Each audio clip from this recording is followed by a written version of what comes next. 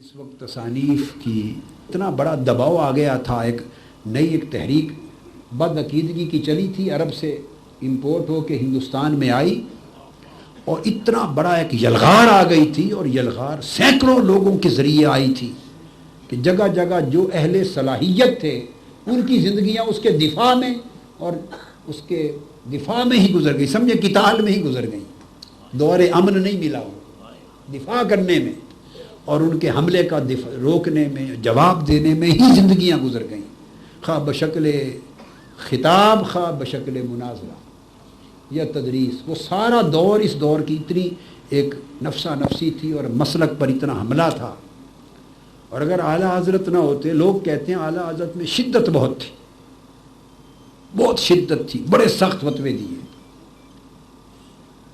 میں ایک ایسا شخص یہ بات کر رہا ہوں جس کے مزاج میں آپ دیکھتے ہیں شدت ہے یا نہیں ہے، ایک ایسا شخص کہہ رہا ہے جس کی اپنی طبیعت میں شدت نہیں اور اپنے فتویٰ میں شدت نہیں ہے، اعتدال ہے، نرمی ہے، بڑی گنجائش ہے، وہ شخص کہہ رہا ہے اگر اعلیٰ حضرت کے مزاج میں یہ شدت، اللہ پاک نے یہ شدت جو صلابت ہے یہ غیرت تھی۔ ہمیں تو شدت نظر آتی ہے نا، ہمیں تو شدت نظر آتی ہے، یہ غیرت تھی مسلک حق کے دفاع میں۔ اگر طبیعت ایسی نہ ہوتی، اگر طبیعت ایسی نہ ہوتی اور ان کی طبیعت بھی میرے جیسی ہوتی، میرا مطلب ہے اعتدال والی ہوتی، فتویٰ اتنا سخت نہ ہوتا، تو جتنی شدت سے جلغار اور طوفان آیا تھا شاید پورے بر صغیر پاک و ہند میں مسلک اہل سنت خس و خاشاک کی طرح بہہ جاتا، کچھ بھی نہ بچتا۔ علماء بچتے ہیں اور علماء قائل ہوتے ہیں علم اور تحقیق کے زور سے، عوام اتنی علم اور تحقیق سے آگاہ نہیں ہوتی۔ عوام کا جو ایمان بچا وہ ان کی شدت فتویٰ سے بچا، جس شدت سے انہوں نے فتویٰ دیا نا گستاخان رسول کے خلاف، اور جو جنگ لڑی، اس شدت نے بر صغیر پاک و ہند کے کروڑوں مسلمان، عامت المسلمین کو، جن کو الف آب آتا ہی نہیں آتا، کتابیں کیا پڑھنی، جن کے پاس علم اور تحقیق ہے ہی نہیں، اس شدت نے ان کے ایمان بچا لیے۔ اس کو تجدید کہتے ہیں، یہ تجدید کا عنصر تھا کہ عقیدہ بچا لیا، کیا اس کو مردہ ہونے سے بچا لیا، زندہ کر لیا، اور اس تجدید میں دخل ان کی اللہ نے ہر دور میں، جب تجدید کا کام اللہ کسی کو دیتا ہے تو اس دور کے تقاضوں کے مطابق اس کو طبیعت دیتا ہے، مزاج دیتا ہے، اس کی تحقیق کا بھی مزاج وہ ہوتا ہے، کبھی شدت سے کام چلتا ہے، کبھی نرمی سے اعتدال سے کام چلتا ہے، کبھی حکمت سے کام چلتا ہے۔ یہ ہر دور کی ضروریات ہوتی ہیں علمی۔ تو اعلیٰ حضرت جو تجدید کر پائے اور مجدد ہوئے اس صدی کے، وہ اس لیے ہوئے کہ انہوں نے مسلک اہل سنت، عقیدہ اہل سنت والجماعت کو مردہ ہونے سے بچا لیا، زندہ کر لیا، دفاع کیا۔ اور وہ کیسے کامیاب ہوئے اور کر پائے؟ وہ علم اور تحقیق کے تو آسمان تھے ہی۔ دیکھو نا، آپ جب اعلیٰ حضرت کی، آپ سے میری مراد بہت سے ہمارے علماء خطبہ، جب اعلیٰ حضرت کو بہت بڑا عالم اور محقق کہتے ہیں تو بہت سے علماء اپنے انداز میں کہتے ہیں۔ میں جب ان کو علم اور تحقیق کا سمندر اور علم تحقیق کا ان کو سمائے سبا، ساتواں آسمان کہتا ہوں، تو میں کسی اور نگاہ سے دیکھ کر کہتا ہوں، میں ہر ایک کو ایسے نہیں کہہ دیتا، میں ہر ایک کو ایسے نہیں کہہ دیتا۔ یعنی عقیدت کی میری طبیعت ایسی نہیں ہے کہ میں عقیدت کی وجہ سے القاب دے دوں کہ ہمارے امام ہیں، ہمارے اکابر میں سے ہیں، اس طرح القاب دے دوں، میری طبیعت ایسی نہیں۔ حق بات ہو تو زبان پر لاتا ہوں۔ اعلیٰ حضرت کو اللہ رب العزت نے جو علم، جو استعداد، جو صلاحیت، جو استنباط، جو استخراج، جو استدلال اور جو صلابت رائے اور اس سے اخذ نتیجہ اور اس کا استنباط کے بعد اس کا اطلاق و انطباق اور مصادر تک رجوع اور ان سے اخذ، یہ جو چیزیں اعلیٰ حضرت کو اللہ رب العزت نے عطا کی تھی، وہ ہند کے اس پورے دور میں کسی مسلک کے عالم کے پاس بھی اتنی صلاحیت نہیں تھی۔ یہ میں عصبیت کی بات نہیں کرتا، ہر کوئی علم میں جس مقام پر ہے میں اس کی عزت کرتا ہوں، علم میں مقام کی۔ اعلیٰ حضرت منفرد تھے، محض وفور عقیدت کی بات نہیں کر رہا، مگر جب اتنی تحقیق ہو تو آپ کو ایک لطف کی بات بتاؤں، لامحالہ طبیعت اور مزاج معتدل ہو جاتا ہے۔ یہ تحقیق کا منطقی نتیجہ ہے۔ یہ اجتماع ضدین تھا، اجتماع نقیضین تھا، جو منطق میں جائز ہی نہیں ہے۔ یعنی تحقیق جتنی وسیع ہوتی چلی جائے طبیعت کی شدت اتنی بولیے کم اور نرمی آتی چلی جاتی ہے۔ یہ منطقی نتیجہ ہے، یہ دو چیز پر لطف بات عرض کر رہا ہوں۔ اور تحقیق جتنی کم ہو اس کی گہرائی اور وسعت اتنی شدت زیادہ ہوتی ہے۔ مزاج و فتویٰ میں شدت زیادہ ہونے میں تحقیق کی کمی کا دخل ہوتا ہے، اور اگر کسی مسئلے پر تحقیق بڑھتی جائے بہت بڑھ جائے تو طبیعت میں نرمی آ جاتی ہے، وسعت آ جاتی ہے، چونکہ وہ پھر تمام چاروں ائمہ اربعہ کو پڑھتا ہے، وہ مذاہب اربعہ کو دیکھتا ہے، سب کے استدلال دیکھتا ہے، پھر وہ رہتا تو حنفی ہی ہے مگر دوسروں کے ساتھ رویہ نرم ہو جاتا ہے، چونکہ سب کے دلائل آنکھوں کے سامنے ہوتے ہیں۔ میری بات آپ سمجھے ہیں نا؟ اب دیکھو، اب میرے سامنے امام شافعی بھی ہوتے ہیں، امام مالک بھی اور امام احمد بن حنبل۔ امام مالک کی فقہ میں دقت اتنی نہیں ہے اور نہ امام احمد بن حنبل میں ہے۔ اگر فقہ میں امامت اور ثقاہت اور دقت اور گہرائی دیکھنی ہو تو دو ہی امام ہیں بس، امام اعظم اور امام شافعی، اور امام اعظم اعظم ہے، ان کا ثانی نہیں ہے کوئی، مگر دوسرے امام شافعی ہیں۔ تو میں امام شافعی کی فقہ شافعی کی بھی اتنی ہی کتابیں پڑھی ہیں اصول میں فروع میں، اور پڑھتا ہوں جتنی حنفی کی پڑھی ہے۔ میری بات آپ سمجھے نا؟ کوئی شوافے بیٹھے ہو تو وہ سمجھے شاید میں شافعی اور مذہب اتنا جانوں۔ مقصد بات کا یہ کہ جب سارے مذاہب سامنے ہوتے ہیں اور دلائل ہوتے ہیں اور مذاہب متروکہ بھی سامنے ہوتے ہیں، مذہب ظاہری میں کیا ہے، ابن حزم نے کیا کیا، فلاں نے کیا، اختلاف الفقہا، جتنی وسعت بڑھتی چلی جاتی ہے تو طبیعت میں شدت کم ہوتی ہے، گنجائش بڑھ جاتی ہے، اعتدال آتا ہے۔ یہ میں نے ایک خاص لطیف بات کہی۔ اب اس بات کو ذہن میں رکھے تو اب سوال پیدا ہوتا ہے کہ جتنی تحقیق اور مطالعہ کی وسعت اعلیٰ حضرت کے پاس تھی، اس حساب سے ضروری تھا کہ طبیعت میں شدت کا نام و نشان ہی نہ ہوتا، فتویٰ میں وسعت اور نرمی ہوتی۔ تو یہ دو چیزیں کیسے ہوئی؟ بس یہ نقطہ، اسی کا نام تجدید تھا۔ وہ صرف مجتہد نہیں تھے، وہ مجدد بھی تھے، یہ وجہ ہے۔ اجتہاد ہو تو نرمی ہوتی ہے طبیعت میں۔ کہیں کہ مجتہد بنا دیا اعلیٰ حضرت کو، کوئی اور بنایا نہ بنایا، میں جب کہتا ہوں میں اس کا ذمہ دار ہوتا ہوں۔ وہ مجتہد فی المسائل ہے، کیا ایسے مبالغہ آرائی نہیں کرتا، نہ مجتہد فی شریعت بنایا ہے، نہ مجتہد فی المسائل۔ مجتہد فی المسائل تیسرا درجہ ہے، اور مجتہد مقید، یہ دو درجے کے مجتہد قیامت تک جائز ہیں، ہوں گے اور ہوتے رہے ہیں۔ یہ امام مرخینانی بڑی بڑی کتابوں کے مصنفین اس تیسرے اور چوتھے درجے کے مجتہد ہی تو ہوئے ہیں۔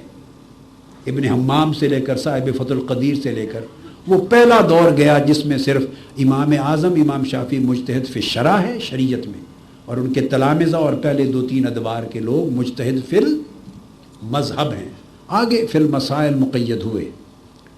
تو اعلیٰ حضرت کی جو تحقیق ہے میں ان کو مجتہد فی المسائل سمجھتا، تیسرے درجے میں، چوتھے میں بھی نہیں، اس سے بھی اونچا۔ تو ایک طرف تحقیق کا یہ عالم اور دوسری طرف شدت کا یہ عالم کہ ان جتنا شدید فتویٰ ہندوستان میں کسی کے پاس نہیں تھا، اتنا شدت کا فتویٰ کسی کا نہیں تھا۔ اب یہ دونوں میں تطبیق کیسے ہوگی؟ وہ جو میری سمجھ میں آئی ہے وہ بات بتاتا ہوں کہ ان کے ذمے فقط علم نہیں لگایا گیا تھا، ان کے ذمے ایک مسلک حق کا دفاع تھا بہت بڑے حملے کے مقابلے میں۔ اور بند اگر کچی مٹی کا بنایا جائے تو بہہ جاتا ہے، جب روکنا ہو سیلاب سے تو جتنا سخت سے سخت طاقتور بند بنائیں تب رکتا ہے۔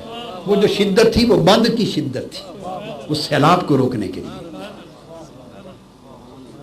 سیلاب کو روکنے کے لیے کہ عرب سے ایک عقیدہ چلا اور یہاں ایک دو نہیں، بڑی کثرت کے ساتھ علماء ہند نے اس کو اپنایا، بہت بڑا دارالعلوم بنا۔ یہ دارالعلوم پہلے بنا ہے، وہ دارالعلوم پہلے بنا، ایک پورا تسلسل بنا، بڑی کثرت کے ساتھ علماء پورے ہند سے جمع ہوئے، اصحاب اہل تصنیف ہوئے، بڑی بڑی کتابیں، تصانیف، علمی کام، حواشی، شروع سب کچھ کیا، صاحبان فتویٰ، صاحبان علم، صاحبان قول، صاحبان تصنیف ہوئے، معتبر لوگ تھے پورے ہندوستان میں علم میں، اور کثیر تعداد میں پھر ان کے تلامذہ، اور آگے سلسلہ چلا۔ اتنا بڑا ایک یکلخت ایک مسلک کو جو اٹھا نیا، اس کو تقویت دینے کے لیے اتنے تکڑے تکڑے لوگ اور کثیر تعداد میں تھے کہ اس کا جواب اور دفاع اگر نرمی طبیعت سے کیا جاتا تو اہل علم کچھ بچ جاتے، عامت اور مسلمین میں ہند میں مسلک مٹی کی طرح بہہ جاتا۔ یہ جو مسلک بچ گیا اور ہر جگہ مصطفیٰ جان رحمت پہ لاکھوں سلام کی گونج ہے، یہ ہے ان کی اس شدت کی برکت۔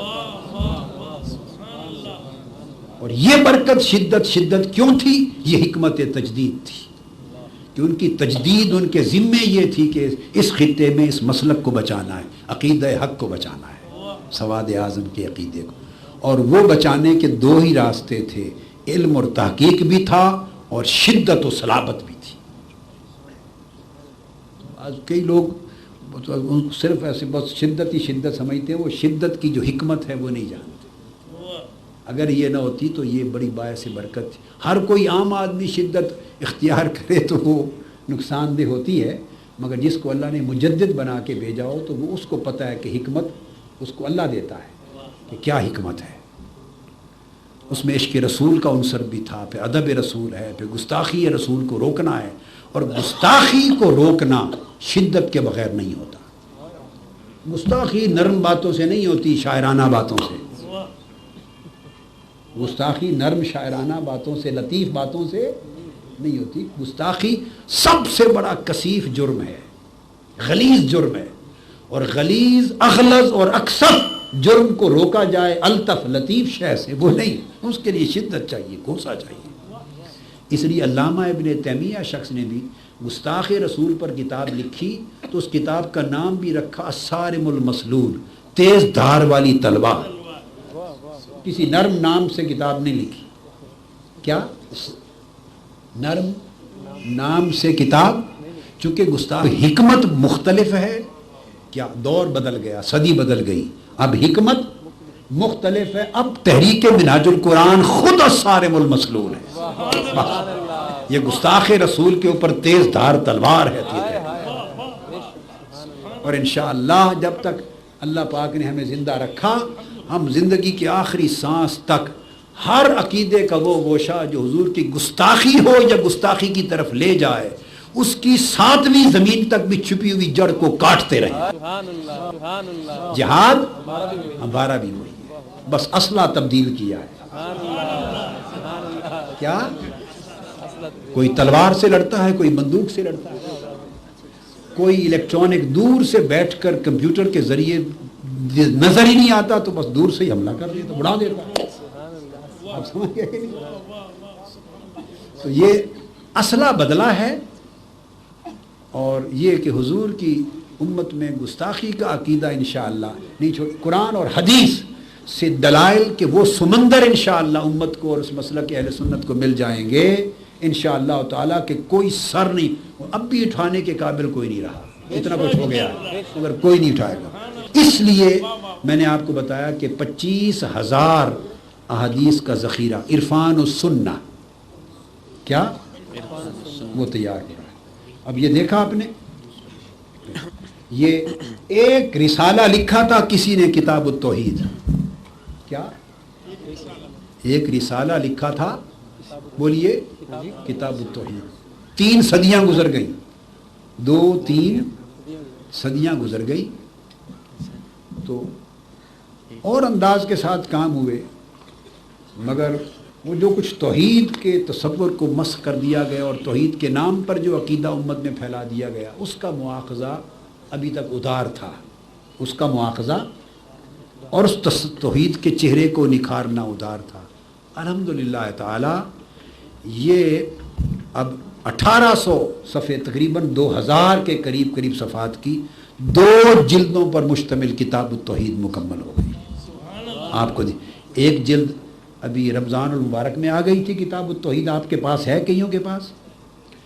آج ابھی پریس سے اس کی جلد 2 آ گئی ہے پوری۔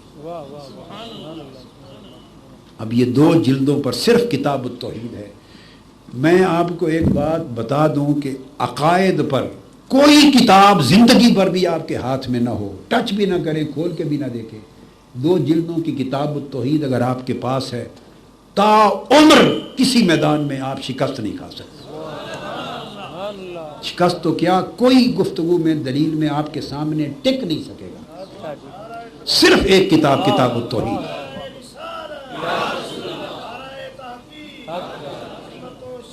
اب میری بات سمجھیں، عرب میں جب جاتے ہیں جو لوگ شناور نہیں، جن کو کرنا ہے، ان کو کہتے ہیں انا الفت ھذا الکتاب علی التوحید فی رد الشرک،